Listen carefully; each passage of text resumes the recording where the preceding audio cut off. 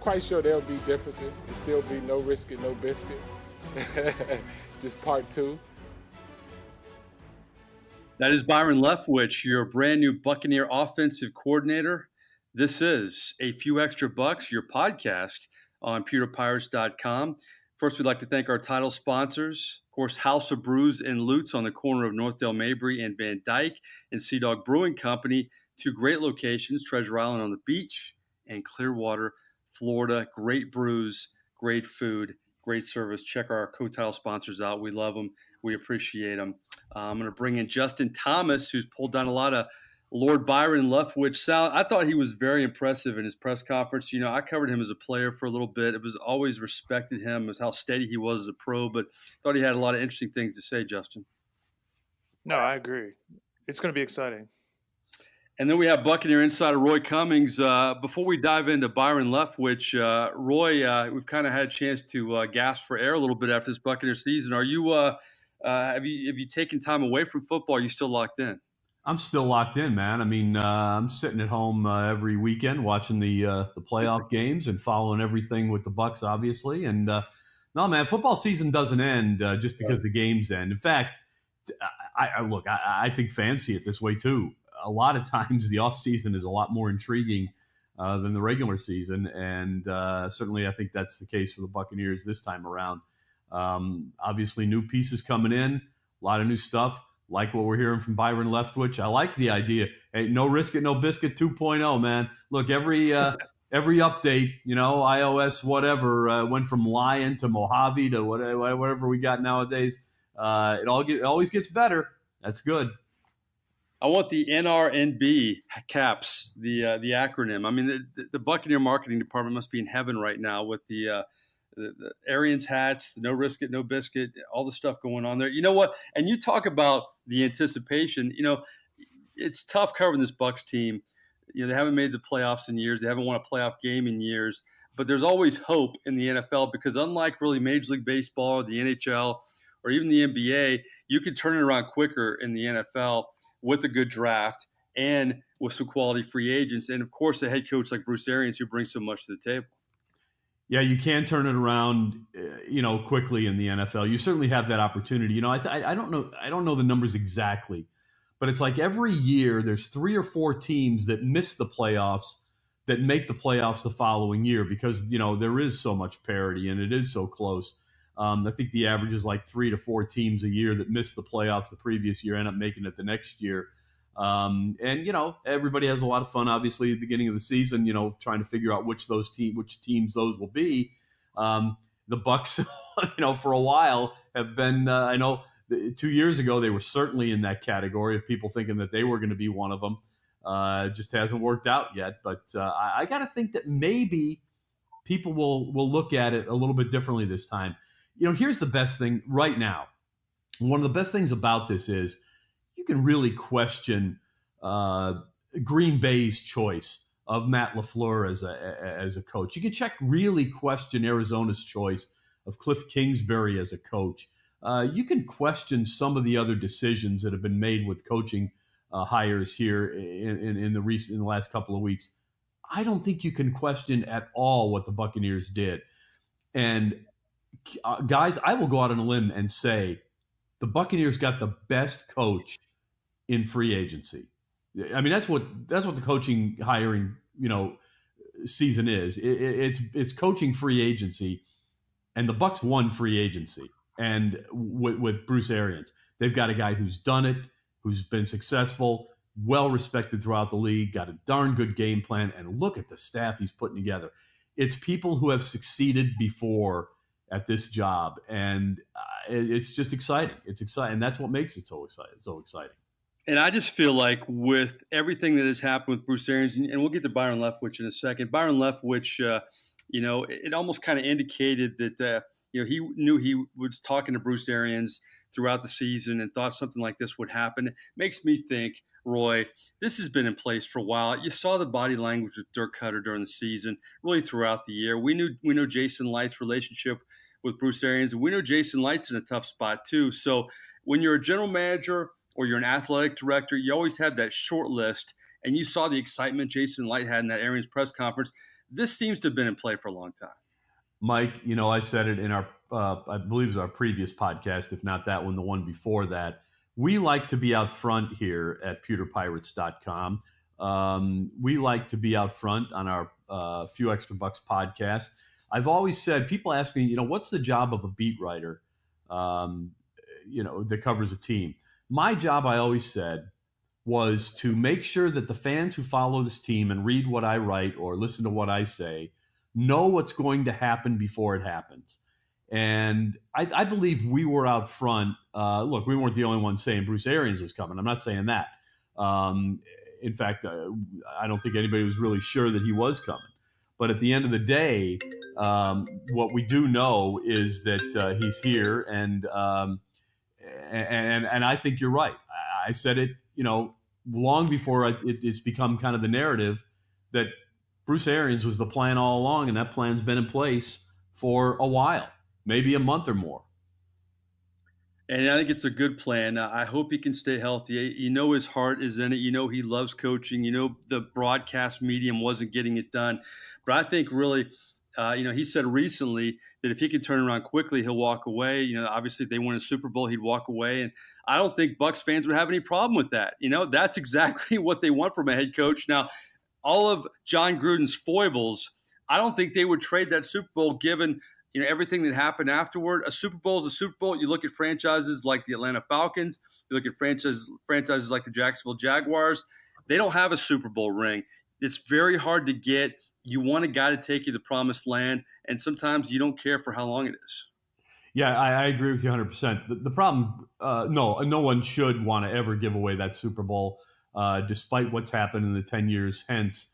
The problem with John Gruden was he was great at building a team. He wasn't great at rebuilding a team. When the Buccaneers needed to be retweaked, retooled, as Bruce Arians says, he didn't know how to do it. He did it with old players, broken down players, and it cost this franchise, and it's cost us dearly. And you know what? The acquisition of John Gruden was hurt the team too. There's no doubt about that. That's how desperate the Glazers were at the time to win a Super Bowl. They knew they were right there. They were on the cusp, and they knew that they had a team that was capable of doing it. They just needed someone to finish it off. And look, I'll go to my grave forever saying that I believed Tony Dungy would have done it. The Glazers didn't believe it. They went and got John Gruden. That's great. They won the Super Bowl. Unfortunately, giving up 2 first-round picks, 2 second-round picks, the cash, and then the fact that John Gruden and Bruce Allen really just are not, team builders, unfortunately, has crippled this franchise for a decade since. But I think they're on the right path again. This hire feels a lot to me like the John Gruden hire, in the fact that I think Bruce Arians is a guy who can finish things off. And what I like even more, well, almost as much, about the hire is that, yes, you've got a proven head coach who I believe can finish a team off that is on the cusp of being playoff ready. And I think once you're playoff ready, once you're in that tournament, anything can happen. I think he's capable of getting a team to the Super Bowl and winning it, no doubt about it. What I love about the other thing I love about this hire is that in some of the people that he's got on his side, Goodwin, Leftwich, some of these people that he's brought in as his coordinators and stuff, I think he's got one of the potentially next Sean McVays there. I think Byron Leftwich, Goodwin, I think these guys are people who a lot of other people around the NFL are looking at and saying, that guy's going to be a head coach someday, and he's going to be a good one. I think the Bucs have their next guy in-house already. I'm going to say Bruce Arians may be the best hire in Buccaneer history, Roy, if he wins the Super Bowl, because to me, he gives you the John Gruden kind of take you home, take you to the finish line factor, but he also can play nice with general managers and play nice with Jason Light. And if John Gruden could have played nice with Rich McKay, who knows what this franchise would be right now. It could be one of the best ones in the NFL, and I think that's so important. And Bruce Arians, to me, is a guy who can feel comfortable in his own skin at so many levels. We see it from a press conference standpoint, but we also see it from an ego standpoint on his staff. which brings us to Byron Leftwich, the brand new offensive coordinator who met the media on Friday. Now, Leftwich is a guy who's been around. I think he's good for Jameis Winston in so many ways. Like Jameis Winston, he was a first-round pick. He was a 7th overall pick, played in the league for 9 years. If he hadn't had some ankle injuries early, I think could have had some more time in Jacksonville, had some stops in Tampa and Atlanta. And then at the end, he had a stop with the Pittsburgh Steelers where he met a guy by the name of Bruce Arians. And to me, it was kind of an interesting dynamic in Pittsburgh. You had Bruce Arians as the offensive coordinator, and then you had Byron Leftwich as the backup to some guy named Ben Roethlisberger. And we're going to start the sound from Byron Leftwich's press conference. And I thought it was interesting when he was asked about Bruce Arians being a quarterback whisperer. And he kind of translated that to not only a whisperer, but also kind of a motivator in different ways. Here's Leftwich on his relationship with Arians, on being a quarterback whisperer with he and Ben Roethlisberger in Pittsburgh. I remember him. We were in Pittsburgh. He cussed me out one day. I wasn't even playing. And I knew it was for Ben, you know. And it's just having an understanding of just the dynamics. It was not the time to say that to Ben. It was to say it to me so I can relate it to Ben, you know, later on, 2-3 plays later. And that's just having that sort of understanding of the position. To me, there's so much good about that statement, Roy. You could bring Byron Leftwich in as an up-and-coming offensive coordinator, not working with him before, but not only have they worked together in Arizona, but they have, that's when he was a head coach. You go back to the days when Arians was calling plays in Pittsburgh, and he played under him, and now he's going to help Jameis Winston in that quarterback room. There's a lot of good there for me to digest. There really is, and it's kind of interesting that Byron Leftwich feels like he's been a coach, for years because he was kind of the go-between between Bruce Arians and Ben Roethlisberger, and now he's coaching a guy who's very much like Ben Roethlisberger. Because again, that is a comparison that Jameis Winston has had since college. A lot of people have said this guy's a lot like Ben Roethlisberger. Now, Byron Leftwich will tell you he doesn't know that yet because he doesn't know Jameis Winston yet. He's seen some film. He likes what he sees. But he admits, yesterday in his press conference that, he still doesn't know Jameis Winston. What makes him tick? What does he really do well? What does he like to do? What does he not like to do? That kind of thing. What's his mindset in certain situations? He'll learn all that, and he may learn that he's completely different than Byron Leftwich. But in terms of physical stature and everything else, the way they play the game, the way they kind of move around in the pocket, those kind of things, in terms of the physical side, he's very much like Ben Roethlisberger. And I think, so you've got a young offensive coordinator here, and my gosh, he already knows kind of what it is that he's working with because he's worked with the guy before, so to speak.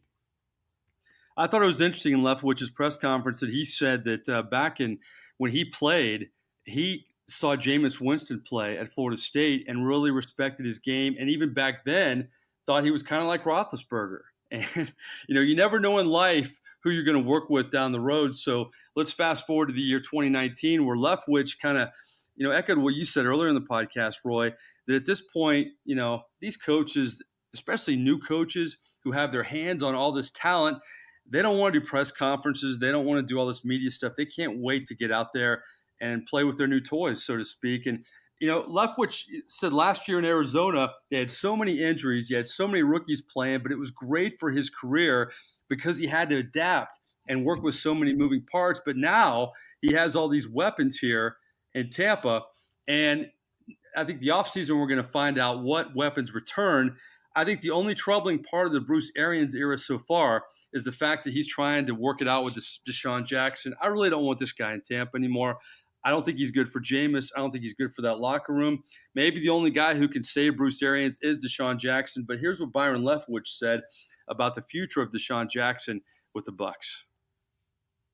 Anytime you have players like that, you want as many of those guys as possible. I don't know what happened here in the past. I'm not even worried about that, to be honest with you. I'm so focused on the future and the players that we have. I'm so excited just watching film, just really not getting here not too long ago, having the opportunity to really get my eyes on the film and see what these guys did last year. This is a unique group, special group, and I'm excited that I get the opportunity to work with them. Byron, I can tell you're already media savvy. That was a very politically correct answer. Roy, I'm going to make no bones about this. I don't want D-Jax on this team next year. I don't.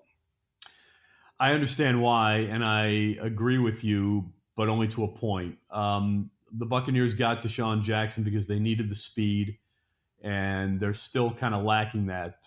Chris Godwin is not really that speed element. He's more of he's kind of in between.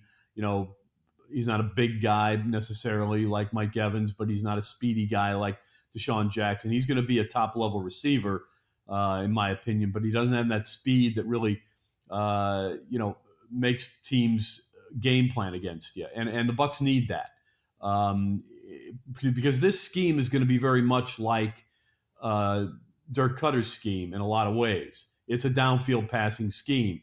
In order to open up those underneath routes, you've got to take out a safety and a cornerback. And to do that, you've got to have speed. So they need the player, but they don't need that player. They don't want that player. Now, the difference is, can Bruce Arians kind of get some kind of a guarantee from Deshaun Jackson and, that, hey, he's not going to be a problem. If you come back here, and I think Bruce Arians will do this. I mean, he basically said in his press conference that, hey, if you can't get it right, you can't play for the Buccaneers. And I think it goes in terms of not just running the right routes and all that stuff, but it's having the right attitude. And I don't think Bruce Arians will jeopardize this team's potential for success by bringing back a player who he's not confident will be all in.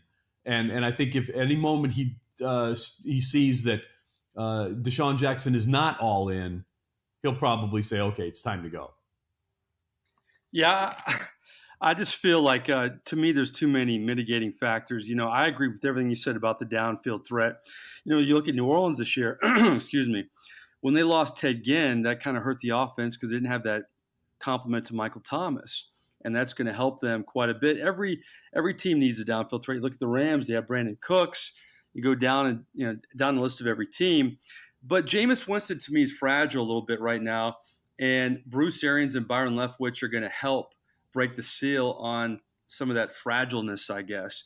Deshaun Jackson to me is not a good locker room guy, and he's not good with Jameis. For some reason, that just doesn't work. I think we know why. Jameis, that's not really his biggest strength, finding guys down the field. So I think, maybe you bring in somebody else, but I just think D-Jax has kind of wore out his welcome, and let's move past him. Let's get to Jameis Winston. Byron Leftwich, I mentioned this earlier, saw Jameis Winston play when he was an NFL player at Florida State and really respected his game and thought he was a lot like Big Ben, the guy he played with in Pittsburgh. But Jameis Winston, I think this was an interesting thing that Bruce Arians said after his press conference to the local media, that he thought last year it was important to have one quarterback. He didn't like the shuffling of Fitzmagic and Jameis and back and forth. And obviously Dirk Cutter couldn't help the early part because Jameis Winston was suspended. But he wanted to make sure Jameis Winston knows he's the guy entering the season. And Byron Leftwich addressed that at his press conference. I think it's a very important thing. I've been in as a quarterback going through this league. I've been through the highs and lows of lows, right? So I always tell guys I've been through the blender. I've been a franchise quarterback, and then I was a guy that nobody said can ever play, and that's just part of playing quarterback in this business. So as a team, the locker room knows. The locker room knows who the quarterback of this football team is. We know who the quarterback of this football team. We as coaches just got to do a better job of putting guys in position and making sure we're doing the right things day in and day out. Well, that just sounds like a crafty veteran. Been through the blender. I love that. I mean, I like a lot of things Byron Leftwich said in his press conference. I think he's the perfect guy to be Jameis Winston's mentor in so many ways, Roy. Yeah, I agree. I think it's a real good choice just because he's been there recently. It's not something that's foreign to him. He still understands how how this current era of players thinks and acts and everything else. I think that's really important. That's going to help him relate to Jameis Winston extremely well. Not that Mike Bajakian couldn't. I think he and Dirk Cutter did a tremendous job with Jameis Winston. I really do. People who don't see the strides that Jameis Winston has made just don't understand how the game is played. But he's made great strides under those guys. But I just think he can take more strides with Byron Leftwich. And again, I think the fact that he was a quarterback in the NFL that he was recently a quarterback in the NFL, that he's been through, as he said, he's been through the blender. Jameis Winston's going through the blender. This is somebody who can directly relate to Jameis Winston and say, hey, kid, listen, I was there, man, and this is how you got to do it, and this is how this is done. The Bucs, unfortunately, really didn't have much of that. They had it with Ryan Fitzpatrick, but at the end of the day, and that's important. That's important. But when your coach is telling you, it still carries a little bit more weight. So I think this is someone that Jameis Winston's going to develop a lot of confidence with, and that's really what this is about right now with the way Byron Leftwich is talking. It's about rebuilding Jameis Winston's confidence, which I think is a big part of what has to be done here. I think Jameis Winston came back looking to do a little bit too much last year. I think we all agree with that. And he struggled, and I think he lost some confidence. I think he started to get it back late in the year, but they need him to play confident football. And the best way to play confident football is to know you're the guy, and a couple of mistakes aren't going to get you a seat on the bench. So you go out and do what you got to do and play smart and play hard, and you'll be fine. If Byron Leftwich has been through the blender, I don't know what the good metaphor for Jameis Winston is. Maybe a few car washes. I mean, he's been through an unbelievably amount of stuff, and a lot of it's self-inflicted at the age of 25 years. So, yeah, he's really good in so many levels for Jameis Winston. It was brought up. You brought it up, Roy. Jameis Winston trying to do too much. He got better at the end of the last season, but of course, turnovers have plagued him much of his first 4 years of his NFL career. Byron Leftwich talked about fixing the turnover aspect of Jameis Winston. Here's what he had to say. I got to learn Jameis. I got to learn how he think, how he execute, what he does well, what he don't maybe not do so well. And then I got to get those things better as a whole. And it's tough to say exactly how to do that because it's different reasons for turnovers, a lot of different reasons for turnovers. And as the quarterback, we all understand it goes on you every time. So you got to watch him. Once I get an opportunity to watch him as a whole, see what really caused the turnovers, get a chance to know Jameis, really know him. Because like I always say, you can't call plays for a guy until you know a guy. Because our personality as quarterbacks show in our play. Regardless of what anybody say, I think your personality shows on how you play. So I got to get an opportunity to learn this kid. And once I get a chance to learn Jameis, then I can answer those questions. Right now, I'm just trying to look at the personnel, see the players that we do have on this team, and just think of ways of trying to get these guys in position so they could be successful. Love it, love it, love it, love it. That's just perfect, Roy. I mean, to me, Bruce Arians, I think a lot of people, we talked about this all last season. People get all carried away with who's calling plays. And Byron Leftwich even brought it up. I'm going to be a little different. You want him to be different. You want different voices in that room. But I love the confidence of Bruce Arians to bring in somebody like Byron Leftwich. It's a collaborative effort calling plays. We know that, I covered the New Orleans Saints for the last 13 years, and Drew Brees talks about how it's more stressful every year in New Orleans because he and Sean Payton have been together for so long. That playbook was like a phone book from Lutz to begin with, and now it's New York City. I mean, there's all kinds of options now. But I love the fact that Bruce Arians is a guy, A, that leaves his ego at the door, B, is not threatened by anybody, and C, recognizes that Leftwich is perfect for Winston. I thought Leftwich said all the perfect things that you would want, not only as an offensive coordinator, but a guy who's going to work with Winston. Yeah, it's pretty hard to lose the opening press conference, and Byron Leftwich won it. There's no doubt. He definitely won it. It's what he does. It's what he knows exactly the situation he's in, trying to groom a young quarterback, and that's what gives you a lot of confidence about his ability to do it. He's been there. He's done it with some kids already. He's got a good idea of how to do it because he had it done with him. So, and what I like about what he said about Jameis Winston and the turnover stuff is that he's got to learn Jameis Winston. About a third of all turnovers with a quarterback, interceptions, are not his fault. They're the result of a pass being tipped, a pass rush, that forced a bad throw, and the ball just bounced the wrong way. Defense making a great play, receiver running a wrong route, wrong read by somebody. About 2/3 of a quarterback's turnovers are on the quarterback, but about a third are not. And that's what Byron Leftwich is saying. What he's saying is he's got to learn Jameis Winston. he's got to learn what happens. What does he do when on certain plays? How does he respond to certain pressures and coverages and things like that?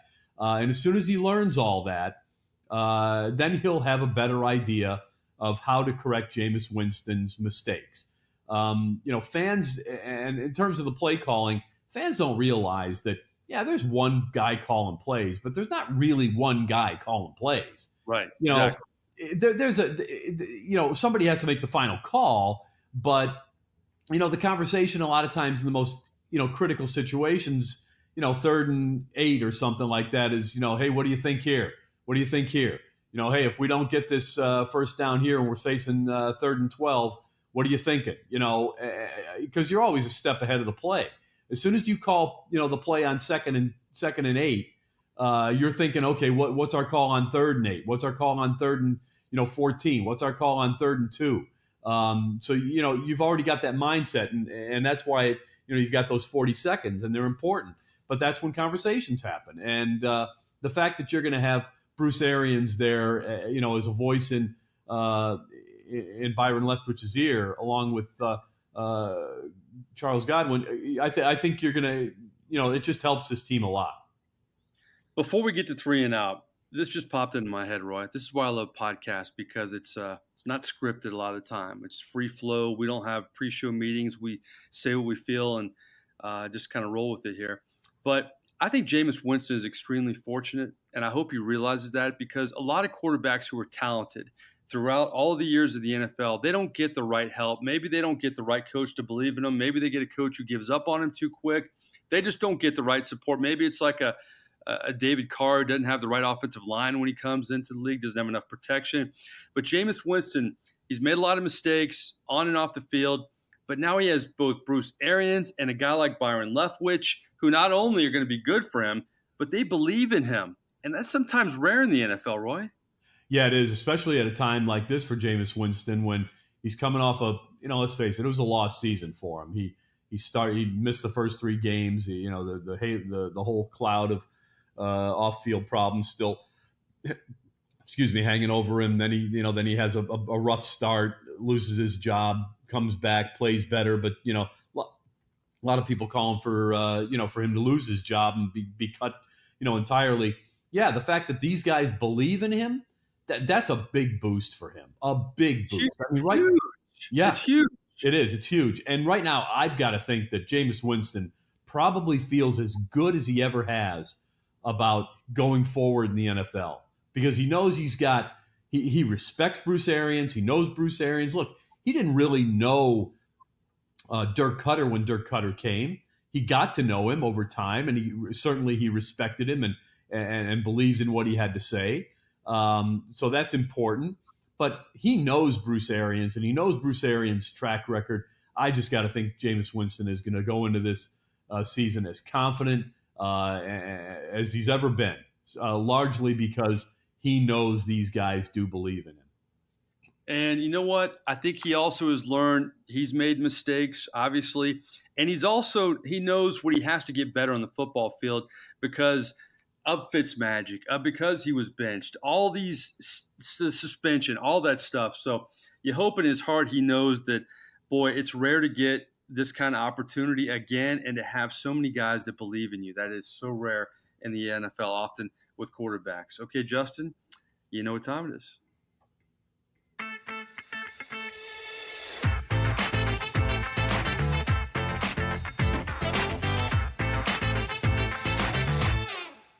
I have these 3 and out questions scripted sometimes. A lot of times we'll get on and I'll just kind of make them up as we go here. Sometimes I'll plan them in advance. I'm calling a late audible. All this quarterback talk, I want to throw this one out at you first. These are 3 questions and we're out of here. And remember the deal, Roy, we have to have Justin answer them first because, it makes for a better podcast because Justin feels like, I know you guys are usually on the same page. Often I'm the outlier, the goofball who likes, Michael McDonald and likes Billy Joel over Elton John and all this stuff. So we'll have Justin go first and then Roy, and then I'll be the idiot who goes third. So the first one of our 3 questions, and we're out of here. Who should the Bucs backup quarterback be next season, Fitzmagic or Ryan Griffin? I think this is one where Roy and I are going to disagree, but I say Ryan Griffin. I mean, Ryan Fitzpatrick has talent, but it seems like he always peaks early, and then after that, you never know what you're going to get. So I'd like to see Ryan Griffin, see how he would do as a backup QB. All right, Roy. I don't totally disagree with you, Justin. I do want to see Ryan Griffin get more of a chance. I think he's deserving of it. I don't know what Bruce Arians and Byron Leftwich think of Ryan Griffin. We know that Dirk Cutter thought a lot of Ryan Griffin, and I think Jason Light does too. We don't know what Bruce Arians thinks, but here's the reason I would take Ryan Fitzpatrick. In fact, I would keep all three yet again and go with Ryan Fitzpatrick, at least at the start, is because I honestly believe that Bruce Arians is here, and because the Buccaneers believe that they are ready to make that jump to the playoffs, that they are a playoff caliber team that has just failed to play up to expectations and their talent level for too long, and that they think they're ready to make that leap into the playoff pool. And in order to do that, they're going to need a backup quarterback, Nick Foles type, someone who can step in, keep things going for just a short period of time, hopefully 3-4 weeks at the most, you hope, and keep the train rolling. Ryan Fitzpatrick can do that. You don't necessarily know if Ryan Griffin can do that. And I think the reason that Bruce Arians is here is because the Bucs believe he's here to kind of polish off a team that is ready to go to the playoffs. And I think the best way to make sure you get there is to be prepared that you've got a quarterback who's done it before behind the quarterback who's your starter, should that starter go down. You know what? This is why I don't like going after Roy, because I know how Justin feels sometimes. Sometimes I have an opinion and Roy changes the opinion for me. I'm going to say this. I agree with both of you. I think at some point, though, I covered Ryan Griffin in New Orleans when he backed up Breeze. At some point, we got to see what this guy has. But then it's tempting to keep Ryan Fitzpatrick because he's that guy. He's not going to be the starter for you all year, but he could be the stopgap guy for sure. I lean towards Ryan Griffin just because maybe he could be that diamond in the rough. If Jameis Winston goes down, I think your season may be lost anyway.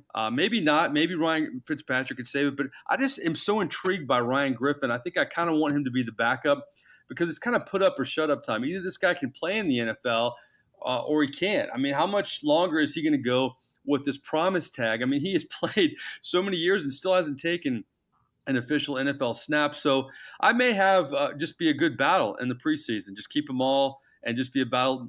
Let the best man win, but maybe give Ryan Griffin more of a chance. I think he kind of had that chance 2 years ago, but he got hurt, or he may have been the backup going into the season. But I say keep them all, but give Ryan Griffin more of a shot. All right, championship weekend, guys. Some great games on Sunday. I'm going to give you another do-over, okay? Who was your Super Bowl? I think this is the third time we've done this year. I think at one point I had the Texans and the Falcons, so I am an idiot. But I'll let Justin go first. Yeah, I originally picked the Rams and the Chargers. Obviously, the Chargers were embarrassed when they played the Patriots. I think I'm going to change both. I think it's going to be the Saints and the Chiefs. I think that's probably what's going to wind up happening. I think the Chiefs will easily beat the Patriots. The Saints-Rams game. Hot take. That could be a coin toss, the Saints-Rams game, but I think it'll wind up being the Saints and the Chiefs. Saints-Chiefs. All right, Roy. I can't even remember who I picked to begin with. I probably picked two teams that are no longer in the playoffs. I think you picked Atlanta for NFC, but I can't remember who you picked for the AFC. Yeah, I think Chargers were Chiefs, but down to the Final Four. I hate to say it, but I picked the Patriots because they just seem to find a way, and I just think that Bill Belichick will have an answer for Patrick Mahomes. I'll be a little surprised if he doesn't. That's number one, and I'll pick the Saints over the Rams because I've said it all. Well, most of the year. The Saints are the best team in the NFL, period. I don't like that they've slumped a little here over the course of the last month and a half, or 2 months, I guess now. The last month of the season, not quite as dynamic offensively. Defense was getting better, but I just think the team overall has slumped a little bit here, and I worry about that. But I still think they're the best team in the NFC, and I think they're going to prove it tomorrow, and I think they're going to get in, and then I think they're going to win the Super Bowl. Wow. Wow. But you still think Matt Ryan's better than Drew Brees, right? Well, yeah, there's no doubt. There's no doubt. You know what? Do you guys? Let me ask you this before we get to my answer in the last one. Do you believe in destiny and championship teams? Is that part of it at all, or is that I don't overblown? I don't know if I would call it destiny, but I do think when you look at teams that win the Super Bowl, they have a lot of things go their way, lucky breaks. Yeah, stay injury free. Yeah, and so I don't know if you would call that destiny per se, but I do think luck plays a huge factor in the teams that wind up winning. Yeah, I'm with Justin on this one. I don't know if that I believe in destiny, but I do believe that you kind of get a wave of emotion and momentum, and you ride it. And I mean, I think the Chiefs have been riding that wave for a long time. The Patriots just know how to, they just know when to win and how to win at the most important time. But the Saints, to me, I think that's a team the Rams are a good football team. I don't quite feel the destiny thing with them. I feel it with the Saints. I just do. I just feel it with the Saints. And so yeah, I mean, if the question is, I think there's destiny there, and I think they're going to win it all. Well, I wanted to ask you guys that first because I feel destiny with the Saints for a few reasons. Justin Tucker hasn't missed an extra point since he was 5 years old, and he misses one, and that wins one game for him. The Bucs were just killing the Saints. Taysom Hill blocks that punt, changes the whole dynamic of the game. You don't see that in a lot of games. Then Alshon Jeffrey, who's a pretty sure-handed guy, just the pass right off his fingertips, and Marshawn Lattimore. I mean, just too many things like that, man. It just seems to kind of add up. And I think the Saints I talked to Deuce McAllister, who I work with in New Orleans, and he said that not that you're not worried about the NFC Championship game, but he was more concerned about that first game because you had 3 weeks off, you got the rust, you never know how a team's going to react after that. But the fact that they came back and they won that game in that fashion against the Eagles, and the Eagles are a pretty good team, they're playing good football, I think they're going to be more than fired up. I think Jared Goff is vulnerable because the Saints are so good against the run. They haven't allowed a 100-yard rusher all season. Actually, Peyton Barber had, I believe, 69 yards against the Saints in Week 1 in that big win the Bucs had, and he's the third highest rusher against the Saints all year. That just shows how good their run defense. If they can hold Todd Gurley and C.J. Anderson in check, I think that puts a lot of pressure on Goff, and I think that's going to hurt the Rams, but we'll see. So I think the Saints will win, and Patrick Mahomes, I think, is one of those players that's always going to get his. He got his against Belichick the first time around. But I think, man, Tom Brady, that look in his eye lately, he loves being an underdog. That guy hasn't been an underdog in a long time. He loves it. That team loves it. You saw how the Eagles love being underdogs last year. That kind of carried them through the postseason. So I think that's going to be one hell of a game in Kansas City. But I think we're going to see a Brady-Breeze Super Bowl. And we'll do a podcast next week on our Super Bowl winner. But I think it'll be interesting. Either Brady's going to further cement the fact that he's the best quarterback all time, or it's going to be Drew Brees, who has all the records, really being a part of that conversation. So I think it's going to be Saints and Patriots. Okay, we try to go kind of off the board on our last one.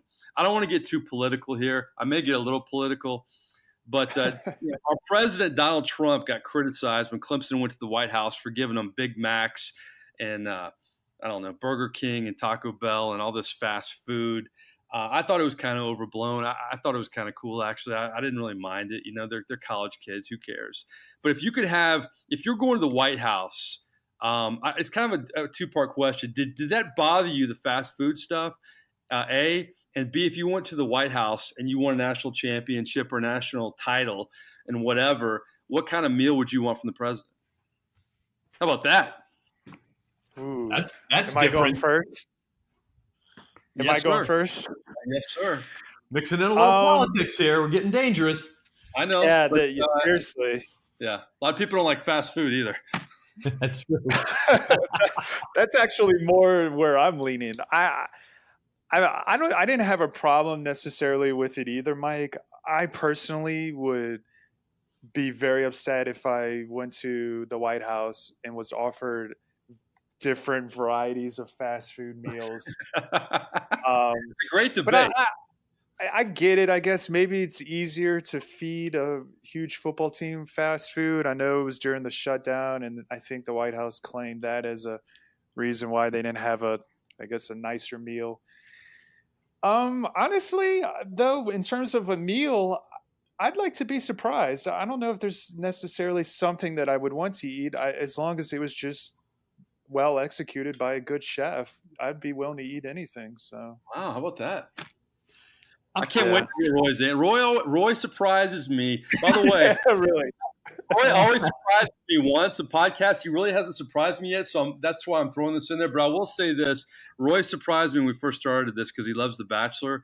And I tried to watch it with my girlfriend, Roy. I lasted like 5 minutes, and I'm like, I am so done with this. I can't watch this anymore. But anyway, go ahead. Keep going. I just want to do a little favor. All right. Well, first of all, all right, a little detour. The first couple episodes of this season of The Bachelor, it's not quite up to the standards that it usually is. You got to get to know some of the people involved. Then it'll change. You need to sit there with your girlfriend and watch it. You will soon become hooked. But Right. so just hang in there.